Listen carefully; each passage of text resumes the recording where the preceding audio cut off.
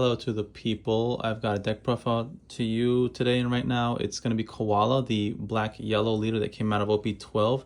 Kind of been neglected and overlooked. She's not as strong as she looked like she was going to be, but she actually does pretty all right. And anybody that can't read pretty much loses to her pretty hard because they forget about her effect, which is not bad. And it's simple. It's when she attacks a leader and you got 2 8-drops on your board or more, you get to draw a card every single time without limitation.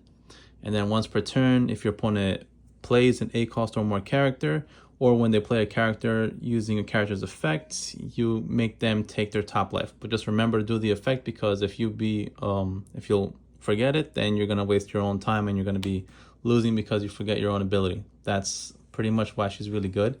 There's certain decks that she just defeats really easily, like Buggy, when they have the Crocodile Mihawk into anybody else, boom, they take a life. Play the 10-drop Buggy, they take a life. Against Lucci or any Black Rebecca player, like the 4-drop Rebecca character, when that thing revives something, you activate her effect again, they just keep taking life and they lose hard for it. So she kind of gatekeeps certain decks from ever making it to the top because it's a free win for her. And she does okay against everyone else. I think she has a chance to beat anyone else. Let's just take a look at this deck profile for now. The colors of black and yellow never really mix that well, but somehow she's made it work, I think. And let's just see if I can prove it. Koala, so this is your searcher. Your deck's about building trash, so you're going to be looking at 3, picking a Rev Army card or Nico Robin, and then trash the other 2. So yeah, I got to play 4 of your searcher. That's very important.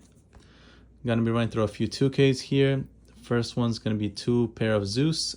A pair of Zeus is going to be to just, add a card from your life, and then you knock out a 5 cost or more. It can help you go for game at the end of a game if your opponent starts putting up big blockers or something, or if you want to remove a Bonnie player's Cavendish or something, it's also useful for that. Next 2K, I got Baby 5s. I literally chose to take out 2 Zeuses and put in 2 Baby 5s because of the decent trigger. It's pretty good. Sometimes you'd want to be taking your life with Zeus, so it's okay to be, luckily getting a trigger. Those cards are interchangeable. You can put 4 Baby 5s or 4 Zeuses. It really doesn't matter too much. Your next 2K will be this Bartholomew Kuma from OP9. This is the one that just summons himself if you and your opponent have a total of 5 cards or less. And he has 5,000 power, so not bad. Pretty okay into maybe like stuff that rush you down like Rayleigh, because they'll be taking life with their own Luffy card. And then you're going to be on low life and this thing gets summoned out. You get to start going for game a little easier against them. And nice trigger against everyone else. Besides that, discard for the 2K, searchable 2K. The other 2K that has more use in this deck is this guy. The Morley just gives you +4 cost, which makes him an 8 cost, which is to do your leader's effect, to be drawing for free cards every time. So 4 Morley is important. Next 4 of over here is Mr. Hack. Hack says that he's kind of like the Lucky Roo from OP10, I believe it was. So he blocks and he KOs a 4 cost or less on KO. So pretty decent, very good into Rayleigh. Once you see this guy on Rayleigh, they have a hard time beating you because you block 1 hit and destroy their other baby character, because that's all they have is babies that are 4 cost or less. And yes, he also gets +4 cost himself, so also hard to remove from your opponent. And procs your leader's ability to continuously draw cards that you need. So Hack is something very good that you mulligan for, especially in the Rayleigh matchup. Up next, I got Lindbergh, just as a 3 of, same deal as Morley and Hack. He gives himself +4 cost. He has a mediocre effect of draw 1, discard 1, but he's not there for that. He's just for an extra body in case you don't see the other guys. You want to play him on your second turn. If you win second, you get to play him out. Then you have an 8 cost. The next turn, you summon somebody else. You have your 2 8-drops and start drawing cards for free. One of them that you would play on the following turn would be Karasu. This thing is also goes up to 8 cost. He gives himself +3 because of your leader. And then when attacking, your opponent drops a card if they have 5 or more cards in their hand. So pretty good for the hand destruction effect for opponents that have large hand sizes. There's several decks out there that still do that, so Karasu is pretty good for that. Next, as a 2 of is going to be this 5-drop Sanji from an old starter deck 14. So if you got a 6 cost or more on play, he gets a KO of 5 cost, which is pretty good, and a nice beefy stat at 6,000 power. One way you can play him is on the turn after you have a 4-drop like Hack, Lindbergh, or Morley. they become 8 costs, so you can just play him right afterwards and you knock out 5 costs for free. The other way to play him is with Dragon. Later in the deck profile, it's Dragon can revive him and everybody else below him pretty much. Next up, this guy really completes the deck to me. It's Bartholomew Kuma.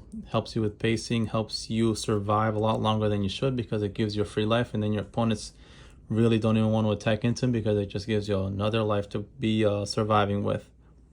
So you just trash a card from your hand, get a top life, get a top deck card, put it to your life, and KO the exact same thing on the opponent's turn. And he's powerful at 7,000 and 1,000 counter. Oh yeah, he also gets +2 cost for 2 turns. So again, procs your leader's effect. So gotta play 4 Kumas. The other 6-drop that becomes a 9-drop here is going to be Nico Robin. That has an awesome effect of discarding 1 from your hand, discarding 2 from your opponent. But keep in mind that the way to win some matches, you have to decide whether you want to play Nico Robin or Kuma because they both cost the same, can both be revived by Dragon. But at certain times, you gotta understand if you're going to lose, or if your opponent has Hody Jones, don't even bother with this because it's a blocker, but we all know Hody Jones doesn't care about blockers. So you may want to prefer to play Kuma over Nico Robin in certain matchups, and vice versa. So there's Nico Robin. Up next, this deck would be nothing without Dragon. This is your main game plan here. Always try to go for him by the time you reach 8 Dawn, because he's going to revive somebody by just moving 3 rev cards to the bottom, and it's anybody that costs 6 or less. So it's literally the entire pile of cards I have behind him, including Sandri to KO something, Kuma to get a life, or Nico Robin to make your opponent discard 2. And then next turn you have an 8,000 attacker plus all these other attackers that are pretty decent and strong as well. So yeah, Dragon is the one you're looking for the most. And this is the Sabo, searchable because he is Revolutionary Army, and it knocks out a 5 cost and a 3 cost by discarding 1 card from your hand. Pretty decent into Rayleigh if your opponent has not pushed you hard enough, or if you've been able to counter out so many attacks and they're building a little bit of a board, you get to remove 2 characters. Also comes in handy randomly at other moments of the game. For example, against Bonnie, if they have a 5 cost plus a little blocker and it's not Rosinante, he does a good job at knocking him out. That's 2 cards for 1. Pretty good. At that point, then it's 9,000 power. Also, 8 cost, meaning your leader's effect has to start happening. Next up, I got Stussy. Stussy is something that I decided to put in, and it can be easily replaced by the 8 cost Katakuri card that came out in OP3, I think, really old card that removes an 8 cost. It's also good, but she basically trashes one of your own characters to KO any of your opponent's characters without a cost or anything. So she can really destroy the big boys. Any 10 drops, 9 drops, 8 drops, whatever your opponent has, she kind of gets rid of it, and then 9,000 power for yourself. The characters you want to trash with the cost effect is usually the Koala Searcher. That's why you only play 2 of hers. You can possibly trash a Zeus or any of your other 4 drops. Anything bigger than that, I don't think she's worth playing out because you don't want to knock out your 5, 6 drops and all of that. So we got 2 of hers. The deck is kind of clunky with the non-counters, as you can see, but we have so many discard effects that it doesn't matter. Kuma discards, Nico Robin discards, Sabo discards. So it's pretty much okay. We're not going to be being stuck with these cards. The searching event is a 4 of, same thing as the Koala. You look at 3, drop 2, pick up 1 that's Rev Army. This can get the little Koala can get this card, and that's what you kind of want to go for. And a random trigger if you get that lucky. Last card is a 2 of that I play. It's going to be Black Vortex specifically and only for the Green Zoro matchup, which is the most annoying deck to face for you. And this thing says that it's a counter for 2 Dawn that negates an opponent's leader or character effect, and it gives them minus 4,000 power for the turn. So when your opponent swings with the guy, you use this minus 4,000. Usually they're swinging at 8,000 power, and this puts them to 4,000. Their attack gets wasted. And since they're usually attacking bodies first, they're going to be hitting something high. For example, like a blocker like Nico Robin, who's at 7k, or Kuma, who's at 7k, or anything else, like even Dragon, who's at 8k. So they're going to be investing extra Dawn on that card. And then when they restand it, it's not going to do anything. Or they can't restand it with this card. That's the important card. If they can restand it with that event, it's like a 3 cost event with Zoro's face on it. I forgot what the hell it's called. but it also restands them. But with this, it'll be remaining at minus 4,000 power for the whole turn. So it's a very powerful card against them. It'll actually win you games against Zoro because they're not going to get past this.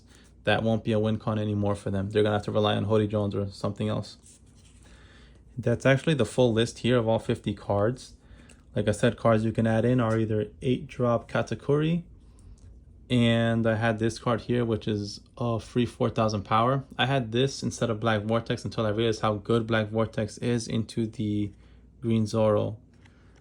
But besides that, I like the deck exactly the way it is. Let me know what you guys think. I've been playing at a tournament. The other day I went 3-1, got second place at a tournaments, and every other day I'm able to beat every other top tier deck. Not consistently, but it's definitely always available. You never hard lose to anything. That's what I love about this deck. It just needs a little bit of help and maybe it'll be a top tier. Who knows? Let me know what you guys think, and peace out, guys.